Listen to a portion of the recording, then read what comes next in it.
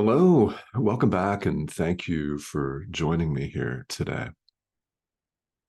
It's important, and I know that I often say this, but it is important to note that you're here interested in your spiritual practice, and amidst all of the other content on the internet, on all the channels, you're watching this, which says a lot.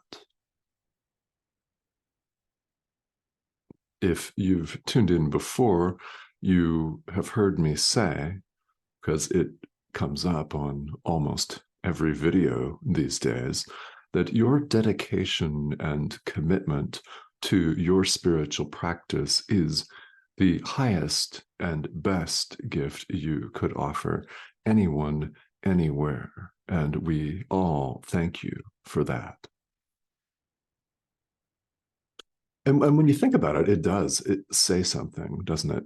That you're here paying attention to A Course in Miracles. So let's dive into an idea from this course. And this is what the course points to: perfect oneness. You've heard me say, if you've tuned in before, that there is only perfect oneness. So in this sense, what else would we talk about? There's nothing else to talk about.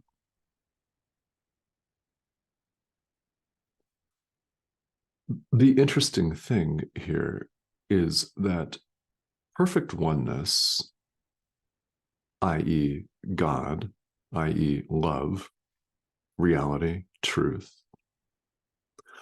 cannot be expressed in words. It is beyond words completely. It is beyond all concepts because it's beyond the dualistic, so-called rational thinking mind. It's beyond language and everything. So how do we experience this?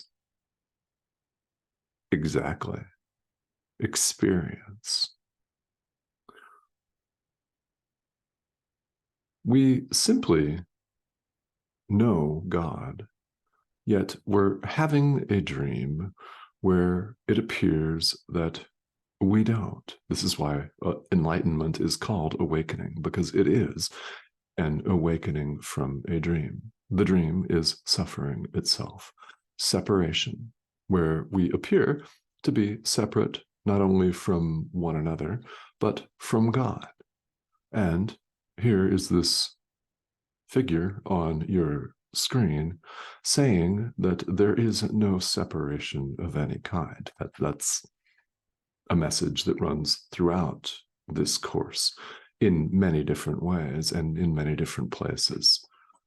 The supposed separation, never took place. We're simply waking up to that fact. And how do we do that? Well, let's take a look here at how we, in fact, experience perfect oneness, how we return home, so to speak. The material that serves as the basis for this discussion is from chapter 11, section 4 of the text of A Course in Miracles. It's the inheritance of God's Son, and specifically paragraphs 6 through 8 today. Now, here Jesus uses the visual of the altar of God here, and you can call that heaven, the kingdom of heaven, awakening, home, enlightenment, any name that you want to call it. Remember, it's all beyond words, but here in the dream, where we appear to be this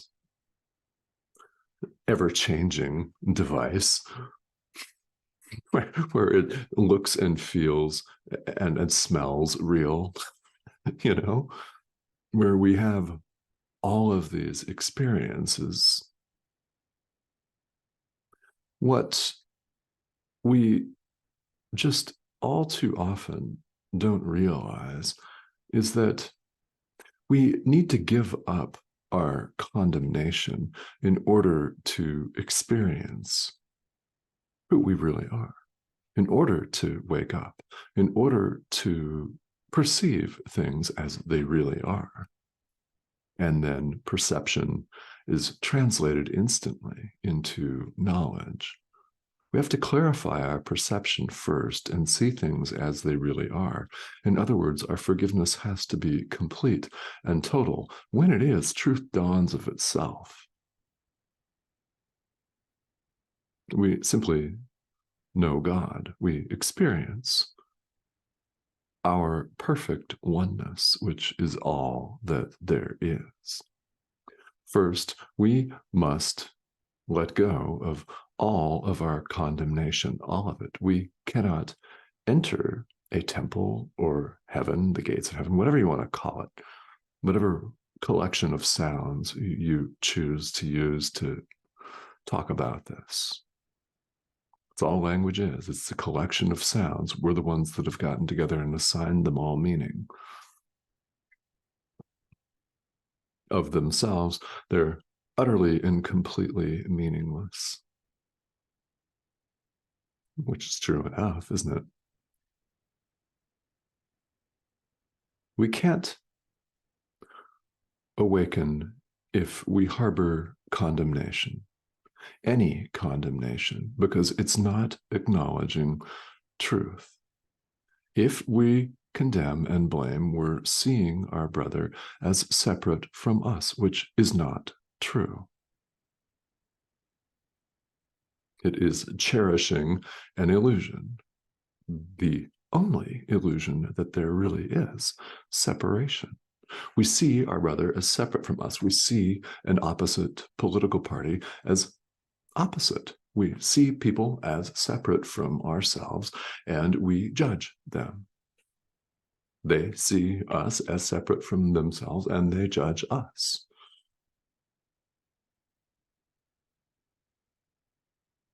Now, there's nothing we can personally do about someone else judging us, is there? And we'd like to make it that there is, but they're going to do what they're going to do. Here's what you have full control over, should you choose to step up and take said control. What you're going to do and say right now in your mind. You could choose to forgive opposite political candidate, party over here, or not. You could choose to keep your condemnation and blame. Understand that if you do, it's your choice and no one is going to stop you. You will not, however, experience the peace of God as long as you harbor this condemnation and choose to lash out and blame and judge someone as a complete idiot, wrong, a disgrace, whatever you choose to call these people, this person. As long as we harbor condemnation, we don't know God. We can't know God. And we will erroneously believe that the door to heaven is completely barred and we can't enter. We'll believe that there's a gatekeeper who keeps a list of naughty and nice, a St. Peter of sorts that's going to say, yeah, you're not on the list. Too bad. Step aside. It's nothing like that. We do this to ourselves. If we condemn and blame, we'll think that the way is barred. Until we give up our condemnation, until we give up our thoughts of separation and hatred and blame, we'll think that we can't enter, which is a complete mistake because that's where we are. The separation has never taken place. This is a dream. This separation is a dream. It never happened. It is not real. It never has been. How do we recognize this and come to experience it? We forgive the Son of God. We forgive ourselves. We forgive the world. We set this condemnation and hatred and blame aside. We are the extension of love. In other words, we are the extension of God, the Christ, the thought of God. Ideas leave not their source. You've heard me say this if you're new to this idea, which is one of the more prominent and oft quoted ideas from A Course in Miracles. Here's what this means. Thoughts remain in the mind of the thinker. You're the thought of God. Where are you?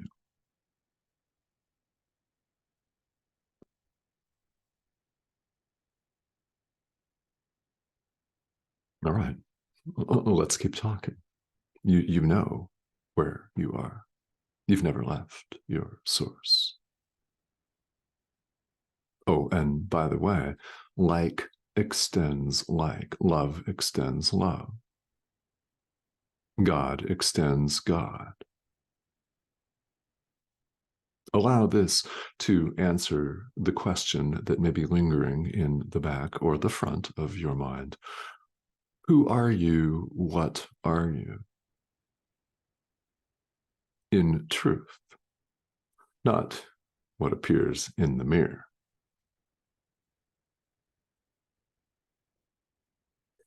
Here, while we appear to inhabit this thing that we refer to as a planet, I like to refer to it as a spinning ball of rock, which it is. I mean, it's spinning and it's wobbling, and there appear to be all sorts of things going on.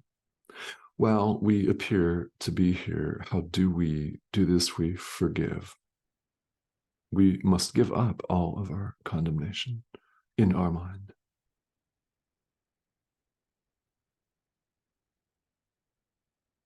God extends himself. Love extends love. How do we realize God, which is a way of saying, how do we wake up? Right? We do the same thing while we appear to be here. We extend love. We extend the miracle of true forgiveness to everyone, everywhere. That's what we do. We do what God does. It's said here in the Course that forgiveness is the perceptual counterpart to creation. And it is. We mirror that while we appear to be here, and we forgive. We forgive the Son of God. We extend love, and we practice. Spirituality is a practice, extending love and forgiveness. We extend forgiveness. We extend true forgiveness. True forgiveness. There is no separation of any kind. It helps sometimes when you're forgiving. If you remember, or you find it helpful to do this, tell yourself that there never has been any separation anywhere, anytime, and there never will be. The separation is not real. It never occurred. Your brother is you. There is only perfect oneness. How do we realize it? Forgive, forgive, forgive, forgive, forgive, forgive, forgive totally and completely, leaving no one out. Opposite political party? Yep, forgive. Can't do that right now? Don't worry about it. Forgive whom you can right now. Forgive what comes up for you to forgive. Eventually, that opposition political party is going to come up for your forgiveness, and you're going to forgive them. Eventually, how do I know? Well, the separation never occurred, which means each one of us is going to awaken from the dream. That's what time is for. When will that be? Who knows? Maybe it'll be today for you, and may that be the case. Oh, yeah.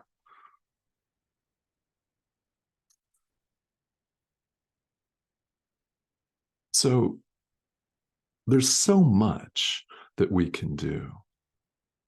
It's tempting on the spiritual path to think, oh man, this is a long ways off. Well, the present moment is not a long ways off. It's right now, and that's all we can do is forgive what's in front of us right now. Now, what's the raw material for that? Well, a lot. Anything that is not wholly joyous is, in fact, an opportunity to forgive.